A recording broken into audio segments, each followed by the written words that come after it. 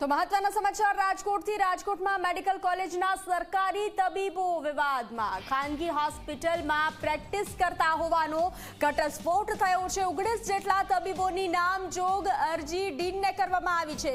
ઝી 24 કલાક પત્રની પુષ્ટિ નથી કરતું, પરંતુ આ મહત્વના સમાચાર જે રીતે પ્રાપ્ત થઈ રહ્યા છે, 19 જેટલા તબીબોની નામજોગ અરજી ડીનને કરવામાં આવી છે। રાજકોટના મેડિકલ કોલેજના સરકારી તબીબો વિવાદમાં આવ્યા છે।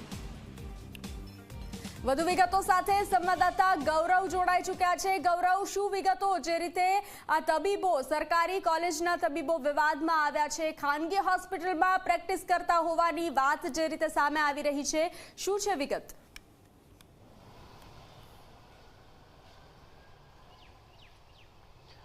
ચોક્કસ જ બંસી, સરકારી હોસ્પિટલની અંદર જે તબીબો નોકરી કરતા હોય છે તેને અન્ય જગ્યાએ પ્રાઇવેટ પ્રેક્ટિસ કરવાની મંજૂરી રહેતી નથી, પરંતુ ક્યાંક આ સરકારી તબીબોને જે ગરીબ જે દર્દીઓ આવતા હોય છે તેમની સારવાર કરવી ગમતી નથી ને એટલા માટે જ સરકારના પૈસા તો લેતા હોય છે પગાર, પરંતુ સાથે સાથે ખાનગી હોસ્પિટલોની અંદર પણ પ્રેક્ટિસ કરતા હોય છે।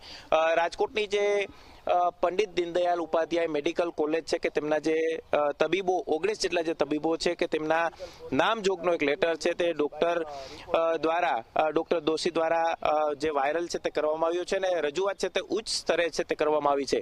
19 જેટલા જે નામજોગ જે ડોક્ટરોનો જે લેટર વાયરલ થયો છે તેની અંદર સરકારી જે તિજોરીને નુકસાન છે તે આ ડોક્ટરો કરતા હોય તે પ્રકારની રજૂઆત છે તે કરવામાં આવી છે। સરકારી પગાર ભથ્થા લેતા હોવા છતાં પણ રાજકોટની ગોકુલ હોસ્પિટલ અને સેલ્બી હોસ્પિટલ સહિત અલગ અલગ હોસ્પિટલોની અંદર તેઓ પ્રાઇવેટ પ્રેક્ટિસ છે તે કરી રહ્યા છે ને તેમના વેબસાઇટની અંદર નામ પણ જોવા મળી રહ્યા છે। સર્જરી, મેડિસિન, રેડિયોલોજીસ્ટ, પેથોલોજીસ્ટ વિભાગના જે તબીબો છે તેમનો સમાવેશ આ લેટરની અંદર કરવામાં આવ્યો છે। નામાંકિત ખાનગી હોસ્પિટલની અંદર સરકારી નોકરી કરતા તબીબો જે રીતના અત્યારે આ જે પ્રાઇવેટ પ્રેક્ટિસ કરી રહ્યા છે ને તેને લઈ અને રાજ્યના આરોગ્ય વિભાગ છે તેમના દ્વારા પણ તપાસના આદેશ છે તે આપવામાં આવ્યા છે। શું મેડિકલ કોલેજના ડીન અને ખાસ કરીને સિવિલ હોસ્પિટલના સુપ્રિન્ટેન્ડન્ટ છે તેની મિલીભગત આની અંદર સામેલ છે કે નહીં તે તપાસ થવી એટલી જરૂરી છે। સાથે સાથે લાખો રૂપિયાનો જે પગાર જે લેતા જે તબીબો છે તેઓ કેમ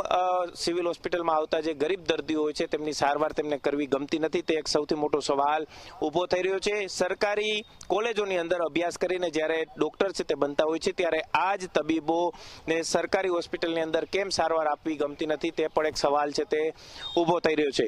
રાજકોટ નહીં પરંતુ આ આખું કૌભાંડ છે તે રાજ્યવ્યાપી બહાર આવે તેવી પણ પૂરી શક્યતાઓ અત્યારે જોવા મળી રહી છે।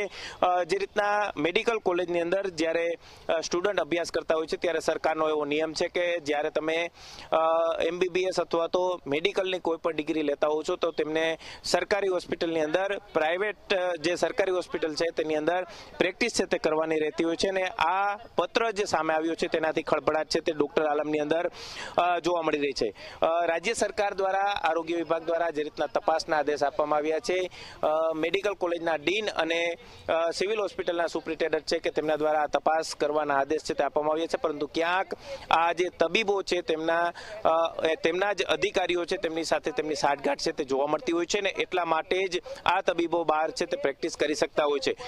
જે એની સાથે સાઠગાંઠ છે તે જ લોકોને જો તપાસ સોંપવામાં આવે તો અનેક સવાલ તપાસ સામે પણ ઊભા થાય, પરંતુ હવે ક્યાંક આમાં રાજ્ય સરકારે કમિટી બનાવી અને તપાસ છે તે કરવી જોઈએ। અહીં મેડિકલ કોલેજના જે ડીન છે તે અહીં પહોંચ્યા છે, આપણે તેમની સાથે પણ વાત કરવાનો પ્રયાસ કરીશું, કારણ કે જે રીતના રાજ્ય સરકારે આ સમગ્ર મામલે તપાસના આદેશ આપ્યા છે ને તેને લઈ અને હવે કઈ રીતના પગલાઓ લેવામાં આવે છે તે જોવું સૌથી મહત્વનું રહેશે। જી 24 કલાક અત્યારે અહીં પહોંચ્યું છે, આપણે દ્રશ્યો બતાવવાનો પ્રયાસ કરીશું કે મેડિકલ સુપ્રિન્ટેન્ડન્ટ જે સિવિલ હોસ્પિટલ છે તેઓ પણ પહોંચ્યા છે અને PDU ગવર્મેન્ટ મેડિકલ કોલેજના જે ડીન છે તેઓ પણ અહીં પહોંચ્યા છે। 19 જેટલા જે ડોક્ટરો જે મેડિકલ કોલેજની અંદર અભ્યાસ કરી અને સિવિલ હોસ્પિટલની અંદર તેઓ જે પ્રેક્ટિસ છે તે કરતા હોય છે, પરંતુ ક્યાંક આ જ જે તબીબો છે તેમના દ્વારા પ્રાઇવેટ હોસ્પિટલની અંદર પણ પ્રેક્ટિસ છે તે કરતા હોવાનું સામે આવ્યું છે અને સરકારી તિજોરીને મોટા પ્રમાણમાં નુકસાન પહોંચાડવાનો